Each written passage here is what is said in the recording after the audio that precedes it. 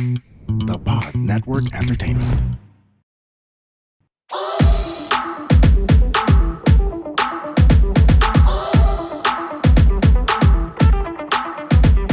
Hi girls And boys, kami ang Lady Boses! Mga sis, tara, let's! CR tayo. Let's go! Ang guest natin for today, since yung pag-uusapan natin ay SPED.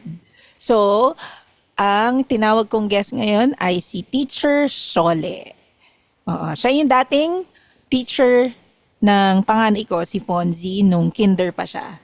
For So, those that who was- don't know, what is SPED first? Is that for me pa? Yes, teacher. Bale, SPED po is basically special education. So, you provide different kinds of services for different kinds of needs that children or teenagers or even adults may have po. Yun. So we, in the realm of SPED, you're not just looking at appropriating different content, you're looking at changing strategies, individualizing work, differentiating instruction, ganun po siya. Teacher Shole, ilang years na kayong SPED teacher? Actually, mommy, ano siya, I've always been in the field, but I'm primarily a family life and child development specialist. But then, since I started working, I've been in progressive schools that have had inclusion. So since then, and in my course then, kasi we also have SPED talaga. So, more than 20 years. Lalabas yung age, mga nasa Wow. 22. Wow. Over the years po ba, Teacher Shole, dumadami yung number of students who are special?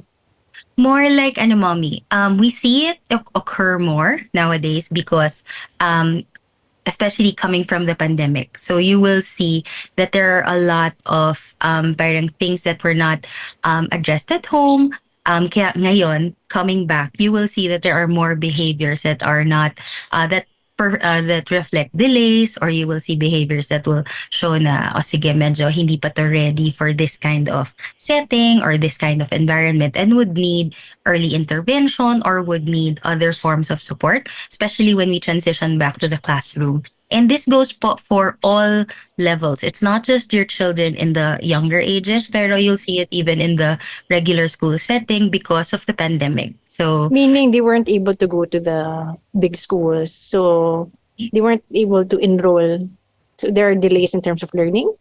ano po, like now what you're looking at kasi is not, and I'm talking not just in the context of SPED, but parang thinking of it as a sieve, you're sifting even in the regular classroom. SPED kasi is, yes, there are developmental delays. Meron din kasi sometimes, like for example, learning difficulties that make it difficult for some children to thrive in the regular classroom setting. So meron kang inclusion, but sometimes wala. But now, from what I've been seeing also, and I've been getting a lot of cases, and also during the pandemic talaga, when everyone shifted to online work, everyone shifted and moved to a different platform. Ang laki ng difference in terms of everyone's ability now to cope. So you will see gaps, like for example, I'm teaching in high school. I have my high schoolers and we're looking at, let's say, even for my my children with special needs, like, okay, who are inside the classroom and we're doing linear functions. Hindi nila alam yung grade 5, grade 4 topics on, let's say, integers and being able to use that, order of operations. And these are things that end up being a gap inside the classroom already. So whether or not they've shifted from a regular classroom to a traditional one, the current pool of children all come from a different setting because of the pandemic. So if we were to look at pre-pandemic, marami na because mas open yung mga tao, mas parang you see the cases opening up, you'll see more and more children having difficulties in, let's say, attention, but also because you're looking at let's say sometimes you're expecting too much at a certain age. Or let's say at 1 or at 1.5, dapat ito na yung words mo. Or dapat at this much, at this age, ito na yung Milestones. attention Yeah. span. Opo. And milestones are milestones. They're actually delays in milestones. But parang if you look at it, parang minsan, hindi lang nami-meet all the milestones because of certain settings. So, Right. like recently, I met with, this was a couple of weeks ago, I met with a 5-year-old. So we were assessing, and she was, in terms of delays, we were functioning at age 3 in a lot of skills. So technically, if you have a delay of more than 2 years, ano na yan, dapat talaga nag-i-intervention na tayo. In fact, kahit konti pa na delay, we do intervention already. So, we address that. Pero, wala naman talaga siyang need for a label specifically agad. Kasi there are things that can be done or can be addressed during the process of, when, let's say, you get an initial checkup, or even if you actually work with your teachers, your SPED teachers, even with your OTs and your speech, maraming maa-address. And there are, hindi naman agad-agad lahat. Merong agad label. Iba-iba lang po talaga ngayon kasi galing po talaga sa pandemic. Teacher Shole, before we go further, ano yung conditions po? Sabi ni Neil, ano ang conditions po ang kino-cover ng SPED? Okay, so technically po, there are like a whole lot if you look at conditions, kasi there are different forms of delays. So you have different kinds of needs. So you have autism, you have GDD. GDD is global developmental Developmental delay. Yeah, my sister has that. Yeah. Ayun. So, ano po yun? Like, for example, if you have delays in more than 3 to 4 areas of your development domains. So, pwede rin namang PDD, which is pervasive developmental delay. So, not otherwise specified. Ganun siya. So, kapag hindi makahanap ng label, kasi maraming delays in areas, pero walang specific label. Now, let's say in autism, you have different forms of, different levels. In autism already. Yeah. Tapos, you also have, kunwari, you're also looking at ADD. ADD is attention deficit disorder, where you're looking at difficulties in attention, in processing. You also have ADHD, where there's a factor already of hyperactivity. And then you're also even looking at behavioral stuff like, kunwari, oppositional defiance disorder. You're where mas higher lang yung reaction ng child to different stimuli and heightened lahat ng responses. Kaya siya nagiging oppositional in that context. You're also looking at iba-iba po. So you have developmental delays, which can be in speech, and which can be physical. And you can also look at even delays in self-help skills. So malaki po yung spectrum of what we're looking at. But in terms of delays that, let's say, you can put together, minsan like, you will see, merong child na may motor delay. Kunwari, pwede siyang mag-present with, you can have a child with autism and have several other delays and sensory difficulties. So again, it's a big spectrum that we can look into. And you have things also like, for example, learning difficulties. You have dyslexia, you have dyspraxia, you also have dyscalculia. And all of these make it harder for the child naman to be in school, learning in school, because meron siyang other accommodations that are needed po as well. Yung mga conditions po ba na to, Miss Shole, pwede din ba silang mag-transition, lalo na yung mga younger ones? Meron din ba yung pwedeng mag-transition sa bigger school or sa traditional school, or kailangan na sa special education sila all throughout yung nila? Education. Actually, like for example, I have a lot of the kids I teach who are bigger, who are in the regular classroom. So they're in big schools like Poveda. I have Poveda, LaSalle, I have Ateneo. I have yung 3 major schools.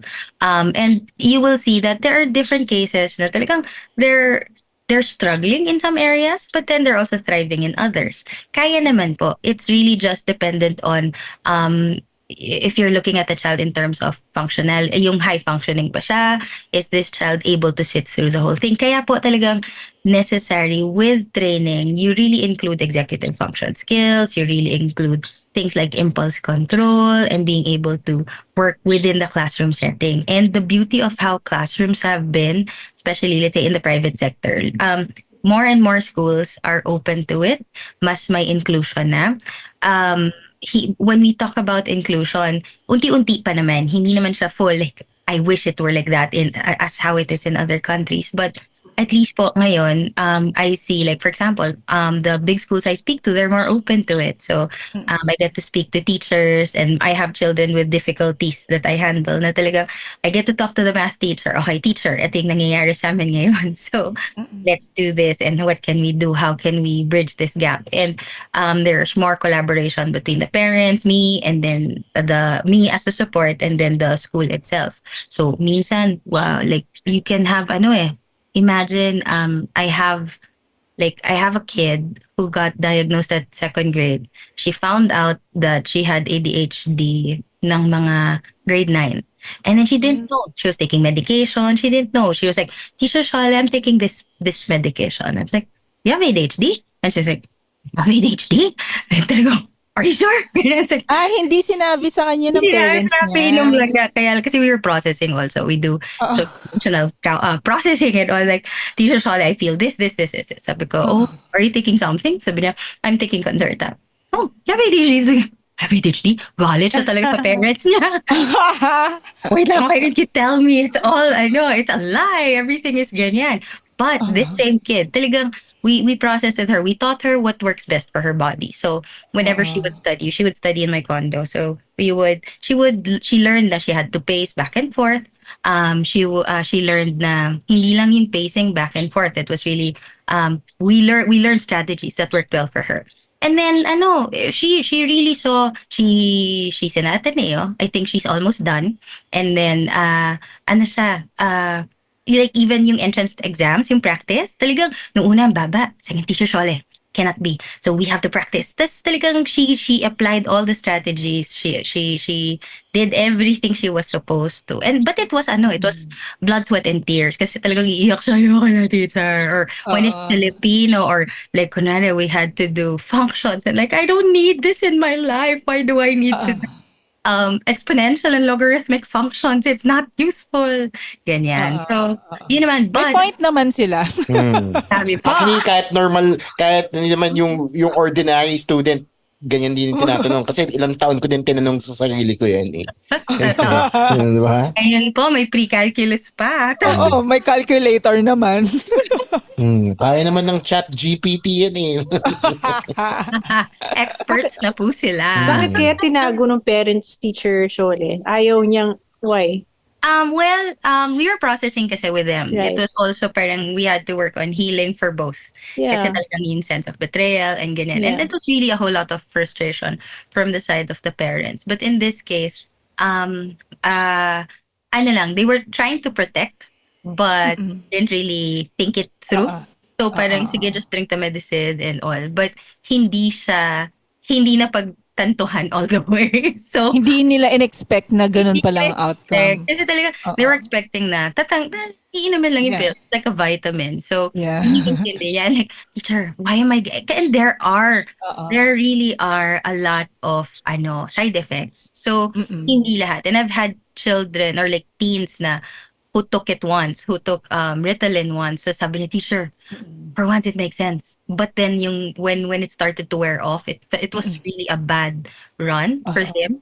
Talagang never took it again. So iba-iba po yung cases. Kasi I know of someone who didn't also tell her child about it. Kasi ayaw niyang gawing excuse ng bata for doing some other things. Meron din kaming kilalang tatlo na nag-Ritalin, tas walang nahiya. Kilala ko rin yata yan. Kilala ko yan. Pero alam niyo, Miss Shole, si Fonzie, na-diagnose siya ng ADHD nung 7 years old or 8 years old siya. Kasi yun yung sabi daw ng doctor na yun yung tamang age to diagnose an ADHD. Tapos, parang early intervention siya eh. Kasi nung nalaman na niya, kasi sinasabi pala ng doctor na parang meron nung 2 years old pa lang siya. So that, yung time na nandun siya sa inyo, talagang nagte-therapy na rin kami noon for yun, yung development pedia, parang ganon. So, yun, from then on, naintindihan ni Fonzie na meron siyang ADHD. So, ngayon, never siya nag medicate Never siya nag-medicate. Ngayon, naintindihan na niya kung paano yung behavior niya. Nalalaman na niya kung paano siyang... Basta, naintindihan niya yung sarili niya. Hanggang ngayon, tapos ngayon, medyo mas nakokontrol na niya yung mga impulses niya. So parang nakakatuwa kasi talagang nag-stick kami na ayoko, hindi ko muna siya i-medicate kasi baka mas maganda kung mas naintindihan muna niya yung ano niya, yung behavior niya. It So, actually helps po, mommy, kasi there's this thing like with ADHD, a lot of it has to reflect on their executive function skills. So talagang there's training and there's a way to really put it into your day. So talagang masasanay sila. Like I have kids now na and I have a center in Tagaytay. So like I have kids na talagang hirap na to follow a routine. And it's really normal. Minsan kailangan ng different kinds of motivation, but if they understand the whole, if they understand their bodies, if they understand the whole, everything that's going on, and if they can anticipate, kasi they can. They just have to, parang we just have to help them understand it and show them na, oh, sige, this is why you are responding this way. This is why you're little things my ears feel hot, my tummy starts to feel like there's something there, and then I'm starting to feel it na ganyan. So once executive function skills are really worked on with them, mas nadadalian po sila to process. actually, pumasok si Fonzie, hi daw, pero nahiya siya magpakita. Anyway, may tanong si Neil. Sabi niya, basahin ko na lang. Ay, sige. Ako, babasahin ko siya. I have a 3-year-old which I think na may speech delay. And I see the same sa dalawang mga kasabay niya na anak ng friends ko. I see them communicating pa rin naman, pero sa pagsabi ng words, sobrang bulol. And at times, hindi talaga masabi. Do you think po, pasok ito sa sinasabi niyo kanina na effect ito ng pandemic?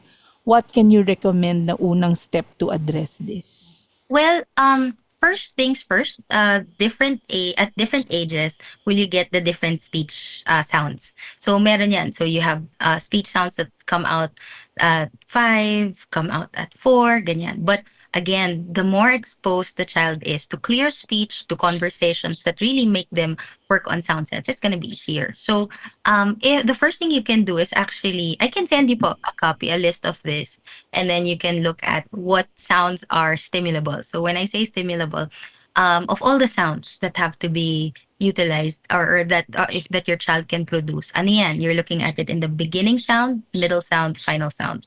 And then titignan mo, is it something that your child can say in isolation? Mali lang ba yung placement ng dila niya? Hindi lang ba tama yung oral motor muscles niya kung paano siya gumagana? Or is it something na talagang nahihirapan siya to say? Minsan kasi sobrang rush.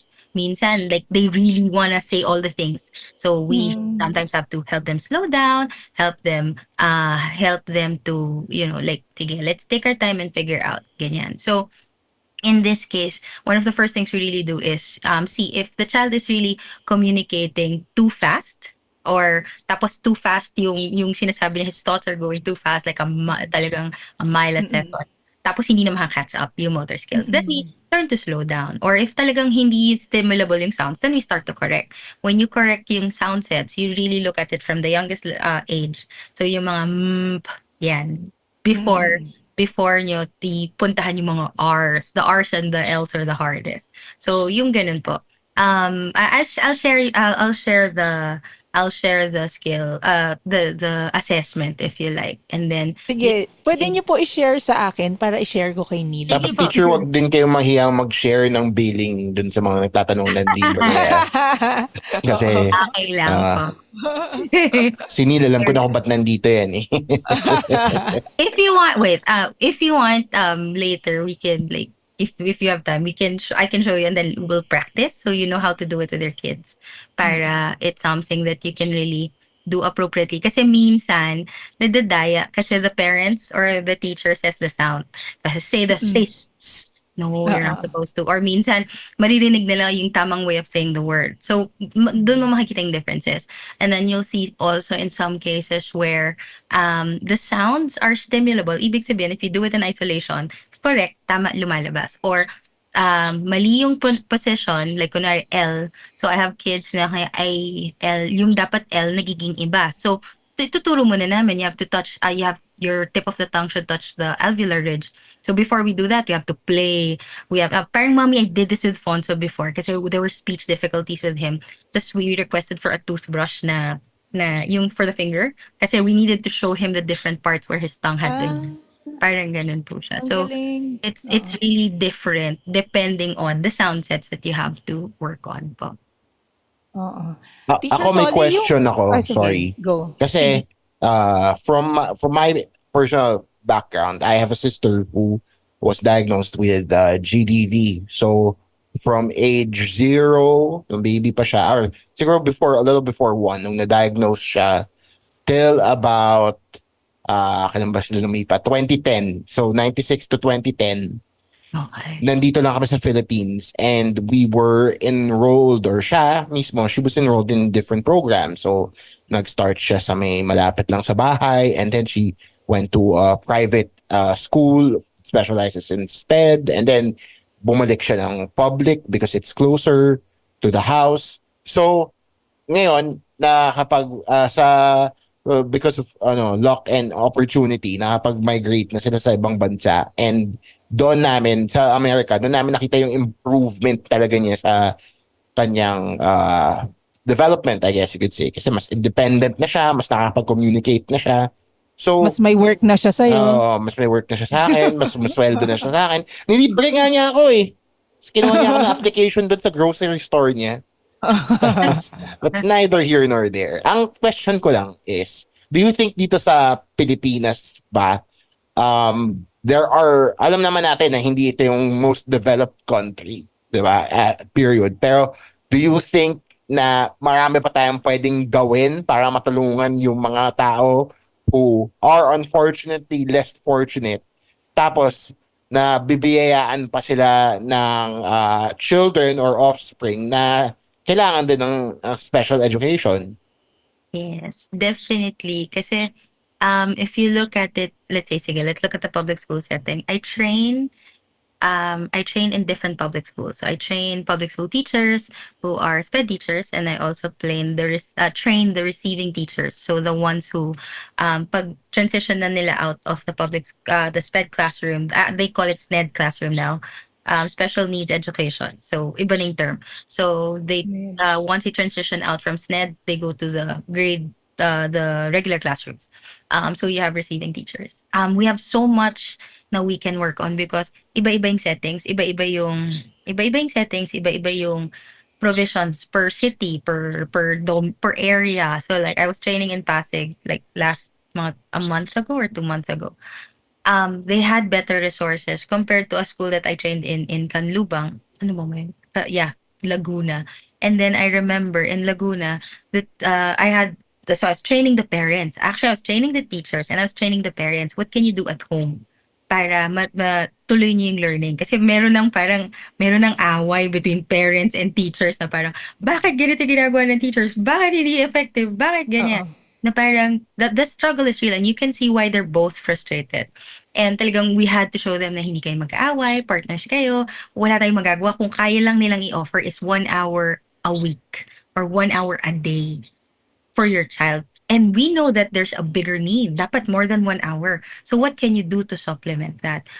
So it's really, kasi kulang talaga infrastructure that we have with DepEd. We don't have enough. I wish we had more. Some have better services. Some have better areas. They have better environments. Not everyone has. In fact, a lot of the teachers I know talagang and these are the really passionate ones. Bring your own. Yung talagang gastos ka sarili mo. Gusto mong gumana yung classroom mo. Punado. Yeah. Pagandahin mo yan. And nasa sa'yo yun. Your classroom is as good as your ability to pay for everything, as your ability to survive despite all the paperwork and all the loads that you get. So again, it's different. I've been to more remote places na paano mo nga naman sila tutulungan, like in Naga. The children would walk 2 hours to go to the class. And these are children with special needs. Tapos, pagdating mo doon, lahat ng energy mo ubos na. Magwawala ka Oo. na doon. Expected na yun. Oo. Kasi lahat ng self-control, lahat ng control that you needed was all spent in the walking, in the traveling, in Oo. the, and these are not easy roads. And I remember because I was like, oh my gosh, I've never seen rocks so huge na Oo. ganyan. And you pass by Boulders them. na. Talagang lalaki. And you will see na parang, okay, this is what they have to go through. So again, it's really different for each Mm. area. And as much as possible, talagang we need more. We need more assistance. We need more help. In fact, we did a reading program a couple of years ago na talagang we were seeing third graders not reading. And then I did this. I think, mommy, this was in Fonso's time. We did an outreach in Navotas High, but it's a big high school in Mm. UC, one of the biggest high schools. And I had seventh graders who were non-readers. And Oh you my that would gosh. already qualify as that. Kasi parang, Ah, how did they pass? Kasi talagang yeah. kung i-retain mo sila, against you yun as a teacher. So you just, ay babalik sila sa'yo. So kung ayaw mo na, iangat mo sila. And it's Isusuka mo na okay. sila yan. So angat ka sa loob doon. And it's really the thing. It's so sad. Kasi talagang, it was really it's common practice, sadly. So that's really my advocacy na talagang we have to reach out to as many people. We would raise funds, we will equip parents, equip classrooms, equip different ganyan. So ang sad kasi in these classrooms, like the seventh graders, talagang non-readers, they would be able to say the sounds of some letters but not all, or they would be able to blend but they could only read CVC but nothing else. Tapos the Oo. CVCs that were common, and it's not the decodable kind. Na like kunwari, Oo. the HOE. Hindi na yan made-decode kasi hoe. Yan. Yung mga Oo ganun. nga. And then the reasoning, like di ko naman kailangan gawin to eh. Pumupunta lang kasi we visited several times and then we trained the teachers. And then I remember talking to one of several of the kids, and a girl, a seventh grader said, okay lang yan. Paano naman, yung ate ko nag-asawa grade 9. Oh, so meron pa akong Oh dalawang God. Oh my ganun pa rin gosh. talagang mayroon. And she wasn't alone. It Oh my wasn't the gosh. reasoning or the thinking of one child. It was really a lot.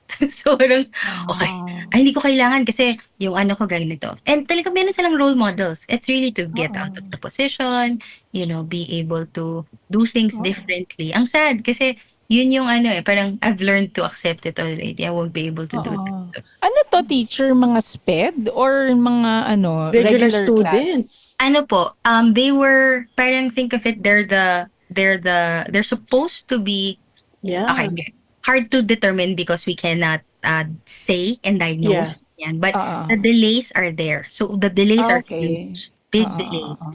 Apart from that, the delays, when you don't understand stuff in the classroom, you tend to be the more magulo ones. You tend to have Mhm. more behavioral problems. You tend to have more difficulties. You are more cantankerous ka na sa teacher mo. Talagang Oo. mas mas mag-aaway talaga kayo. Oo. In And short, sila yung class C. Yung yes, Pero section C. nakakapagtaka. How Gago can ka they GD, ako nga J ako eh. Paano sila sumagot ng mga exam kung hindi marunong magbasa? Oral exam. Hindi po, actually, kasi, again, I don't know how they were before, because I didn't see them prior to that. Kasi it was an exclusive high school na. So, high school, grade 7 up ng Quezon City. Somewhere far, basta one of the bigger ones. And then, ang ano doon was, we got donations for parang, like grade 2 books. That's what they had to start with. And then we developed parang my friends and I we developed Alpabasa. And that's for lower levels. And when we did Alpabasa for preschool, grades 1, 2, and 3, we were using it with them and they were enjoying. Because kumbaga reading was never fun. Reading wasn't something Oh. na they really enjoyed. And parang, sige, okay, you can't read, you're stupid na. So, pero hindi kayo re-retain. Yun talaga, sorry po. Baka magalit sa akin lahat na nasa DepEd. Sorry na. Pero talaga, kasi if you see it, talagang iaakyat. And I've seen it in not just one school. Sorry Oo. na, DepEd. Talagang, Okay lang, wala naman sila undersecretary ngayon. yes, Walang matatamaan. yun po. So, yun. And it's sad kasi you will see this across and you'll see this type of education. Ang dami. You will see so many things that are reinforced na parang sige, basta matapos ka na or bakit ka na lang. I live now in Tagaytay and there's a public school behind us and I have OJTs and my OJTs also did OJT in the public school and talaga Teacher Shole, ito yung ginagawa nila, meron siyang diagnosis, ito yung ginagawa. Paano ko siya pwedeng tulungan? And hindi nila alam kung ano yung gagawin. Kasi wala ring support. Ang sinasabi lang sa kanila ng classroom teacher nila, kaya mo na lang huwag mong pansinin yan, ganyan talaga yan. Or palabasin mo, or ganito. Parang hindi na-address. So, nagiging saling pusa lang siya sa class. So, mas nagiging disruptive. Tapos, kasi the OJTs were OJTs in my center also. So, talagang we had training on how to diffuse kapag nakikita mong tumataas na yung stress, how pag nakikita mong nagagalit na, what do you do? What's your voice supposed to be like? How should you calm this child down? How should you regulate with this child? Parang siya lang, sabi ni Teacher Shole, paano ko iwan yung klase ko na 50 kami, tapos meron ako isang nagwawalang bata, kailangan ko muna siyang puntahan. Paano naman yung 49, ganyan. So, parang ganun po. So you're talking about meltdowns. Kasi may question dito. Kasama dapat namin si Jeline, yung isang kasama namin sa Lady Boses. So may mga tanong siya. Isa sa mga tanong niya, how do you handle meltdowns or mood swings ng mga bata when like katulad nun, yung ang haba ng linakad nila, tapos pagdating nila sa classroom, pagod na sila, syempre, dun na sila magme-meltdown. Masasagot pa sila ng calculus, diba? Oo, ako magme-meltdown din ako niyan eh. Calculus pa lang, ayoko na eh. So, when they arrive, tapos meron na silang mood swings, nagme-meltdown, how do you deal with them in the classroom? So, personally, this is how we do it. And this is personally how I would do it. It might be different for other centers na kailangan you have to follow God, get into the routine because ganyan. With us, we calm the child down first. More than anything, we always connect first. So, as soon as the kids come in whatever shape or form ang kanilang mood, connect muna tayo. So, our voices are excited, our faces are all smiling. It's like, missed you today. Pero pag kunwari mukhang agitated, we missed you today. Parang, konti lang yun. Huwag mo dadagdagan yung pagka-stimulate, yung over-stimulation sa whole environment. But something like that. You start by seeing where the child is at. And then all behaviors, lahat yan, 4 lang yan. It's either, merong 4 parang functions of the behavior. So you're looking at them wanting to escape something, them wanting an attention towards, like their attention towards themselves. Tangibles would be something that they can experience, and sensory. So normally, kapag kunwari overly stimulated, dysregulated na siya, you have to calm the child down first. So typically, like I have kids who enter my office. My office is the calm space in our center. So merong couch, tapos meron akong, and there's a fluff. There are fluffy pillows, there are weighted blankets. They lie down first. Tapos meron kaming, if we know that the child is talagang gets stimulated through sounds, then we request yung meron silang mga either earphones or earplugs na that diffuse the sound and don't make it as loud as it normally is. Tapos kasi minsan I have kids who commute. So when they commute, pagdating dito stimulated na yan. So aayusin muna natin. Tapos it really helps to move around. So like part yun ng program. So kaya siya minsan, if the behavior is sensory, like example, I have a child who has difficulty paying attention. So pag ayaw na niya, pagod na siya, or wala, he's not interested. Yung writing niya talagang skewed, tapos magulo, palakihan portion. Ang palaki lahat. Tapos wala na space, 3 lang ang nalagay sa isang sheet. Parang gano'n. So I remember it's like, okay, we have to do this, honey. And then talagang ayaw niya. Sabi niya, I'm tired. And ganyan. Tapos kahit siya, I'm done. Tapos talagang nakahiga na lang, ganyan. Like, sige, run around the school first. I'll give you 5 minutes to run. So he had the timer, he had to run. Tapos pag hindi pa naubos yung timer, takbo ka lang. Tapos, kailangan balik ka sa akin every round or something, give me a high five. Tapos, right after that running activity, I made him do the same task, perfectly written.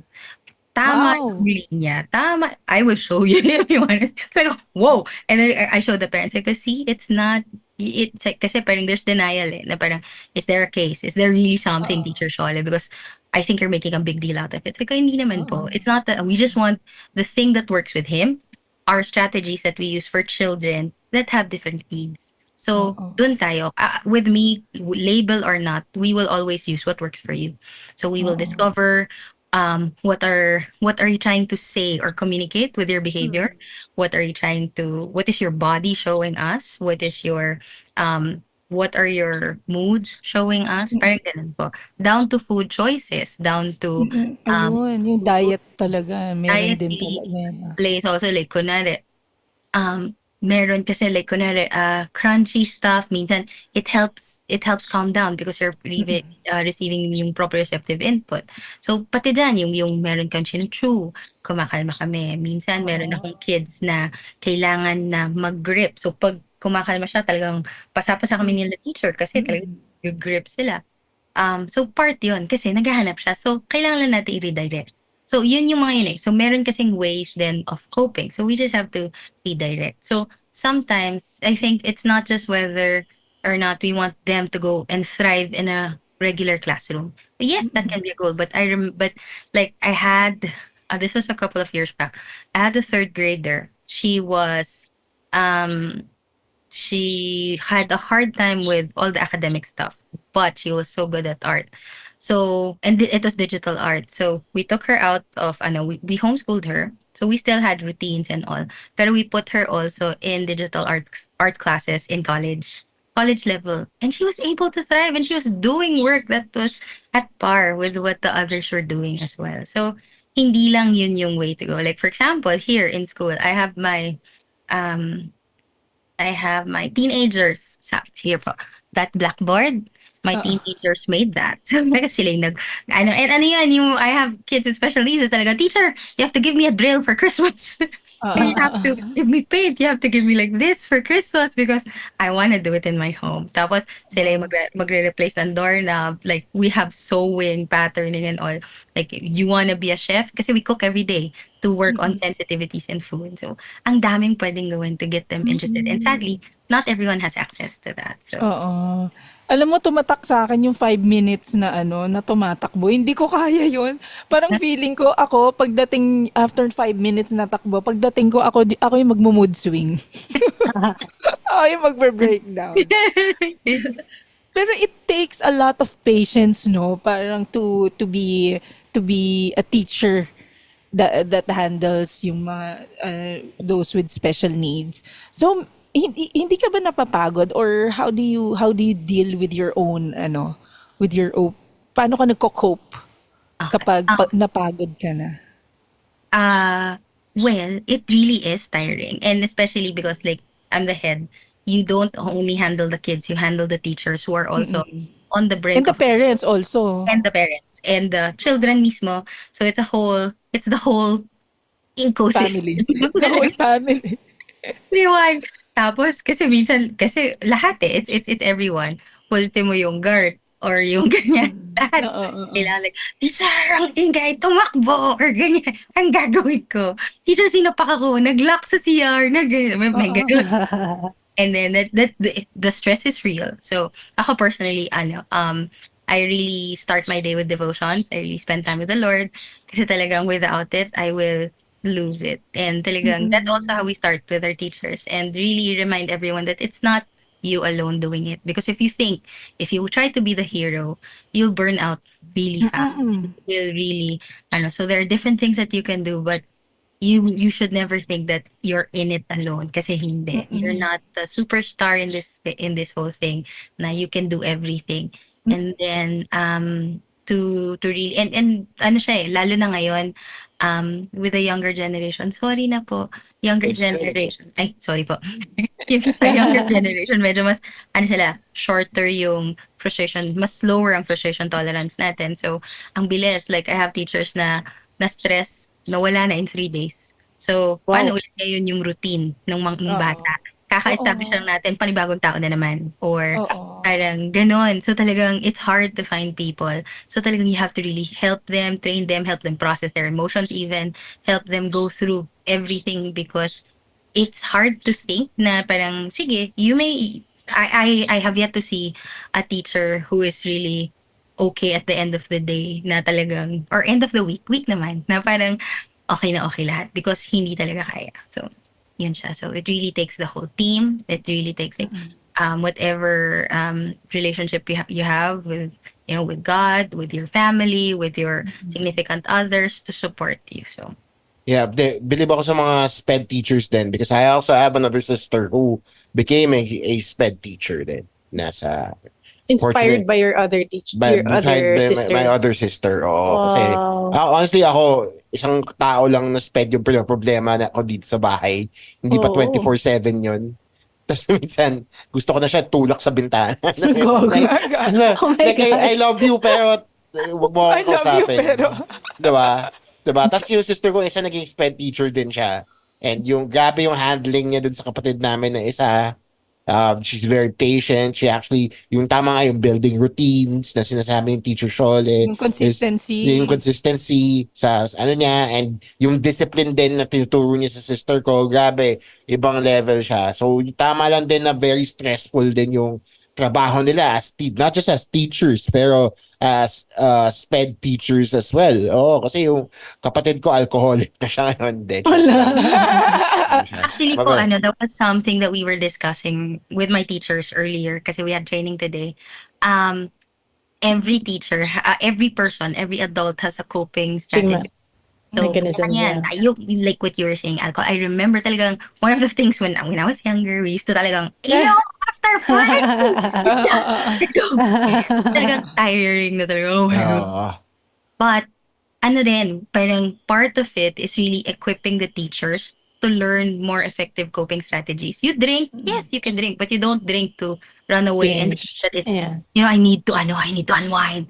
Because no, you'll end up with everything worse off the next day. And you Oo. talagang make everything feel worse pa.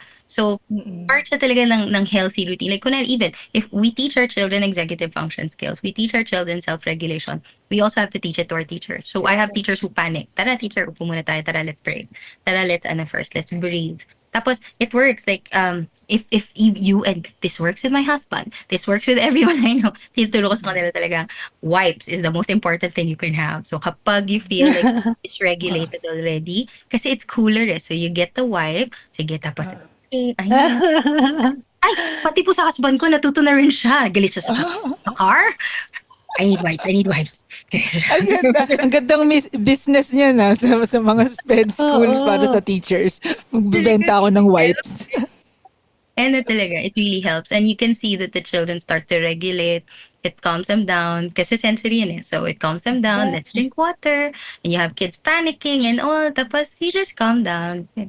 So it really Teacher, helps. So, for your school, for example, are the students already diagnosed with a certain kind of need, or you can also do the assessment yourselves? we do assessments. Okay, nice. But we can't diagnose. So only the I doctor see. can diagnose. So, but Okay. what we do, so whether or not you have a diagnosis, we assess you.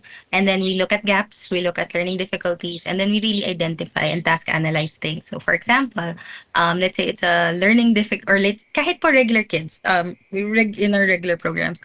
So let's say you're in grade 10. Tingnan natin saan yung gaps mo sa math. Bakit hirap na hirap ka dyan? So, i-fill in natin yung gaps mo. So, we do that over the summer, but we also do that throughout the school year. So, kahit na you're in tutorials, parang we are plugging in gaps that have been created long before pa you reach this grade level. And then, we do that for the other levels as well. Like I mentioned, kunwari, we have to do speech. So, when we do speech assessments, we're looking at okay, if I have to do this, what are the sounds that I cannot do? If I'm looking at, would you want to see a sample of a speech assessment? Na ano, parang later, so you can see. Parang, like, sige, this sound, you can't produce it. So what do I do with your tongue? How can I help you produce it? Or what are the practices that I can do with my lips? Or if I have to produce a sound, and this is something, like, kunwari, even in adults, you'll see like most of my teachers are from the province. So that's my commitment. We'll train people from the provinces to, to do better. Kung paano So, mag-Tagalog. I'm sorry. Ay, Oo, problema yan. Mag-English. This generation. Mag-English. Sa probinsya Chino naman. Kasi like I'm in Tagaytay. So my teachers are from Cavite. So talagang sounds are, and the punto is very, very real. Oo nga. Oo. Batanggenyo, tsaka Kabitenyo. Teacher, hindi kasi like words like sikmat. Ha? Ano yun? Wait lang. Hindi ko muna. So, yung where I'm learning a lot from them. But we have to be very specific also in helping them understand that this is why your sounds are different. And kasi, yun din yung exposure nila. Like, for example, do you know in Poveda, all the teachers with good speaking capacities are in the lower grade levels. And then, pag upper grade level, okay lang kahit sumablay ka. Kasi, at least na-establish na nila. Alam na nila. Oo, Alam makes na nila. sense. Pero Yeah, like, makes sense. but here, like, you have fifth graders laughing at their teachers. And talagang, these are my students. I'm like, Teacher Shana, my teacher said, one whole sheet of paper. I get you. Okay, but we don't have. Ginagawa din naman yan teacher sa all-boys school eh. From my Oo, lalo na. experience. So, hindi siya exclusive sa SPED. Talagang lahat ng batang lalaki may sayad from experience to. True. So, ganun siya. It's really, it really comes in different shapes and forms, different, but everything, a lot of things are really, you can address it naman. There is a way to address it. So, minsan lang you have to look at everything that's underlying to really figure out what is causing this behavior, why is this behavior the way it is, and how you can work on it. Parang ganun. Yeah. What was there a time na you felt hopeless about a certain student?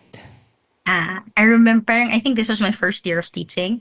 And then, like, I told my co-teacher, I went like, yung gumanon ako sa I give up. And then I almost got fired. Nag-walling ka, teacher. Sinabi na talaga- Walling yung tao dun, di ba? Yung talaga, Oo, walling. like the term, the walling thing. So I did that. Dumadaos doon. Tapos, I almost got fired kasi a parent overheard me. Oh, Sabi wow. niya, that's your teacher. If Oh my that's God. someone Yeah. if that is the person that you're gonna make, that you're gonna assign to my child, no more. Wow. Wow. So I So, learned. totoo You learned the bang hard way, yeah. mas may pera talaga sa SPED? Like, mas mataas talaga yung yung pay sa inyo Compensation. compared to regular teachers, yeah. Technically, yes.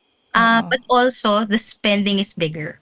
So, you spend more on materials, you spend more on so many things, you spend more on training, you spend more.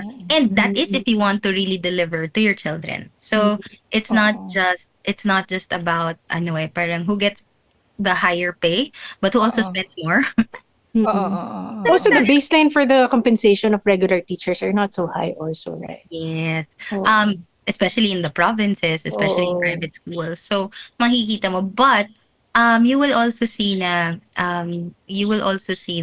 there are people who are really bent on making a difference in these lives. Yeah. So, yan, na whatever Oo. the pay is. But technically speaking, when they say that there's no money in teaching, hindi necessarily true. There are different things that you can do to earn more, to be able to, get more from the field. Yeah. Mas And madami yours pa is rin the pera purpose of it. sa teaching kaysa sa comedy. Yun na lang isipin Ay, oo natin. naman. Oo naman. Pero mas mahirap naman ang teaching. No, tama Ikaw naman, din yan. Gino. Kasi tayo comedy, puro kalokohan lang iniisip Oo, natin. tama. Tsaka atin, very short term eh. Sa mga teachers, long-term impact yung habol nila. I mean, you're really doing it for the purpose of it. Generation, Building. pinag-uusapan dito, generation building. Ko naman, Chino. Okay. Shot na nga against us That's yun what eh. you do. You are also brave. Eto, ano yung pinaka mahirap na interaction you with a parent? May nakasagutan or nakaaway na ba kayo na parent? Ikaw daw, Bukod dun sa sinabi mo, Teacher Shole. Uy, gagi, mabait si Teacher Shole, ha? Hindi ko... Kayo daw ni Chidi. I think it just disheartens me personally when I see parents say na hiwalay mo yung anak ko sa kanya kasi nahahawa. Oh. And we've seen, and I actually got two lang naman. One early May, one last night. Na parang, Wow. Teacher Shole, I've seen so much improvement in my child. Ito lang naman yung sa kanya, delayed lang siya. Huwag mo isama dun sa iba kasi nahahawa siya. Wow. When in reality, it's that Helping- child who is instigating everything kasi quiet lang na siya. Oo. Or or someone who said, kasi same thing, I had last early May, talagang this one was like, I don't get mad when I say na talagang I'm very patient. I think I am. And my teachers know it. But they saw me talagang nanginginig sa galit that day. Gigigil na. Oh, Oo. Yeah, talaga because the mom and the dad said, or parang the dad was saying, kaya nagkaganyan yung anak. Kasi they chose to homeschool for a bit. So Yeah. parang the dad said na, um, kaya nagkaganyan yung batang yan eh. Dapat di mo na pinasok dito, nahawa sa lahat ng yan, no? Na parang, Ano yung sakit? Oo nga. and Ano yung ubo? the parent was referring to other kids who were behaving better than their child. And ang Ooh. ano doon is, how can you say, this has a meltdown every now and then because of certain things. But your child is really having a hard time. But we can't compare. But your child, we really need to help your child handle the things he doesn't like. So, part yun. So, ang nangyayari kasi, instead of looking at this, we're seeing that this is a result of hawa. When it's not. All behaviors, every single one, is always caused by something. Behavior is a form of communication. Behavior is learned. Everything is learned. Ultimo yung meltdowns, learned yan. Na parang, I can go cry this much and somewhere down the road, someone's gonna give in. Parang gano'n. So, ano siya, it's not something you can control, but you learn down the road that, someone will come. And yung gano'n. So, it's sad na that's what really gets to me sometimes with parents na parang, don't blame the other kids. Let's work on it. Let's focus on your child and not say anything else about the others, because every family is struggling. Every parent is having a hard time. I know you only said that because you're also struggling with something in your heart. So, let's not na And, lang. and most of these Oo. things are learned at home first, right? So the meltdown, they should have handled it first. Yes, mom. I teach you. Yes. No, because I'm homeschooling my kids eh. Oh. For the past, since the pandemic. Mm. So I So, might, tit- yeah, Oh, sige, I go, might Dee. consult with you soon because we're gonna transfer to Santa Rosa. So I wanna know lang din, how many students do you manage at a certain schedule? Is it like an entire class also, or parang one-on-one? Ano po, it's a class. So, it depends. So, Okay. some of our kids come in at different times. Yung iba longer, see. iba shorter. I have kids who come in the whole day, yung iba half day. But, ano siya talaga, it's like, we have field trips every 2 weeks. I Yung mga ganun. see. So parang grade 1, grade 2, grade 3 lang siya. Hindi siya per condition. Hindi po. It's Okay, actually, gets. hindi po, it's a vertical class. So, I see. it's not, like how I have it. We have vertical classes. I see. Kasi hindi siya parang all grade 1, all grade 2, because they don't function in that Oo way. nga. So, Oo. wala kaming levels. In fact, like sample, I have a 7th grader in class right now who were addressing 5th grade skills na for math. Tapos meron akong 3rd grader na we're doing integers. So iba-iba. And Okay. how it's set up, it really works on helping meeting them where they're at. Catching up. Yeah. Opo. So, depende. We go forward, we go backward on some, we have to slow down in others. Parang ganun po. And we really have Alright. to get rid of the stigma na parang everything is in levels. Oo. Because hindi siya Yeah. talaga. Hindi sabay-sabay. Kanya-kanyang pacing yan eh. Teacher, di ba, parang it takes a lot of patience for a teacher to teach nga dun sa special education. Kung yung isang parent or yung isang couple, willing sila to understand their child, willing sila to understand yung behavior niya and to deal with it, will it work kapag hinomeschool nila? Yes naman po. And Or kailangan may intervention or may guidance from a professional kagaya ninyo. It helps if there's guidance at the start, and then parents actually, honestly, everyone can educate themselves. Everything I've learned, I personally believe I learned outside the classroom. So it's not necessarily yon. That's why here in school, we really advocate for the parents to be very involved. So every month we train the parents. Meron kami, let's learn how to connect. Let's learn how do you teach your child. Tapos in our PTCs, we do have home programs. Oh, like even, mommy, let's prioritize learning how to take a bath for your 7th grader. Nang hindi natitira yung shampoo sa ulo. Anong gagawin natin? So, yung ganun po, that's where having somebody from the outside looking in helps. But if you're already able to understand the full process, then the parents would be able to manage. But again, like I said, it's always better to work in the context of a community because when you are doing it on your own, you're gonna feel hopeless down the road. You're going to Totoo. think na parang, Lord, ano na? Oo. Kasi Yung katao buong mundo nasa akin. yun. Tapos parang, maglalaba pa ako. Tapos gagawin ko Oo, ang daming kind of power. priority. So, yun. Hindi, ayaw mo na pala mag-homeschool eh. Ba't nag-anak ka pa ng isa? Sayang wala si D. Nag-off siya ng mic. Oo, hindi niya narinig. Oo. Sayang. Hindi narinig. At Teacher Shole, ito, isa siguro sa pinakamahirap sa parent ay yung tanggapin na may special needs yung anak nila. Tama naman to. Ano po yung message nyo sa mga parents na nahihirapan tanggapin yung condition ng anak nila? Normally, it's hard because you think you did something wrong or you think it's your fault.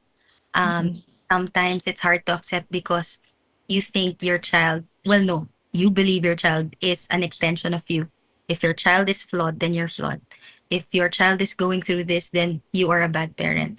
We're so scared of what the world is thinking of us, of what is how the world perceives us as parents, us as anything related to our child, that we end up losing sight of who matters most, which is your child. Your child has so much potential. Ang dami niyang kayang gawin. We just have to help your child grow and bloom.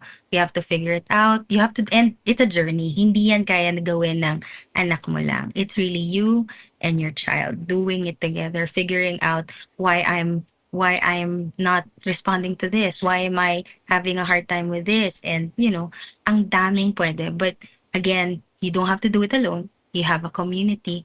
Find your village and go in your village, and then find people who will support you. And like, honestly, don't turn off everything that makes you feel na you have to perform and be the best parent, or you have to be the super mom because your child is like this, or your child has this condition, so you're a bad mom. You have to work extra hard. The extra pressure on you will not help your relationship with your child. So these are things na talagang sometimes it's a hard truth to take in and to swallow. So yeah, you have to really let it go because it's not about you. Galing. Alam mo, Teacher Shole, ang dami pa natin pag-uusapan. Masyadong malalim yung topic na to. Na kulang yung isang oras pag-usapan. Pero dahil nag-overtime na tayo, thank you, Teacher Shole. Thank you. Na pumayag ka after all these years. Yeah, very helpful. In contact pa rin tayo. So, mula sa kaboses ninyong, thank you, Teacher Shole. And akong mag-business idea ng magbebenta ng wipes sa schools, si Jeannie Lakay. At mula sa kaboses nyong may higher respect ngayon sa mga SPED teachers tulad ni Teacher Shole, si D, kami ang Lady Boses. Thank you, Teacher Shole. Oh, actually, napakinggan ko ulit itong episode na to para take down notes. Din. Oo. Meron kaming next na pag-uusapan. Medyo malapit dito pero ADHD in adults.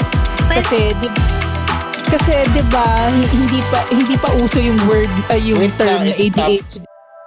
The opinions of podcast creators, hosts, and guests are not necessarily reflective of the official stance of the Pod Network Entertainment, its hosts, or other network programs. The content created by the people behind the podcast is personal and not meant to harm any religion, ethnicity, group, organization, company, or individual.